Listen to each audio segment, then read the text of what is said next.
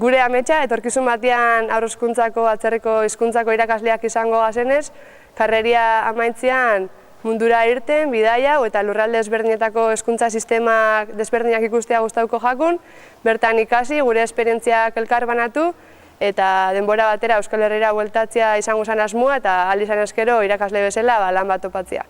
Hemen ikasizun ikasle batek gomendatu zizitelako unibertsitate hau eta bestalde baita ikusi nolako unibertsitate hau bestekin konparatuta pixkat aurrerago zihoala, zegu izan geha hemen lehenengo promozioa Bolognakin eta beste unibertsitatean gu baino berandugo sartu dira Bolognan.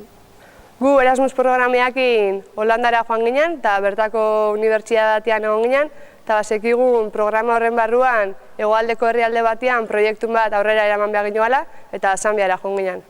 Zambian gure proiektuan helburua zen bertako emakumeen boterea handitzea, ze kultura hortan normalen emakumeek gutxietsita daude, orduan beraien lana enpresa hontan edo izango zen ikastola ezberdinetako umeentzat uniforme ekitea. Eta hola beraiek eukiko zuten dirua irabazteko aukera bat eta pixkat independentzia eukitzeko aukera bat. Gauza morduak ikasi dut Zambiako esperientzia honetan, bai profesionalki, zein pertsonalki. Profesionalki ikusi dut hezkuntza arloan aurretik lan asko dagoela itxeko ondiokan eta pertsonalki asko bete nagoen esperientzia bat izan da.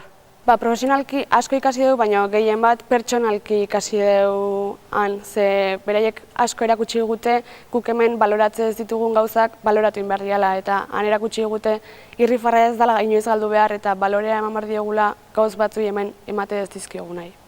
Mondragon Unibertsitateari esker nire bizitzako esperientzia bizi izan dutelako. Gu ia pentsatzen egea berriz bueltatzea, beraz, pila bat zor diegu unibertsitate honi.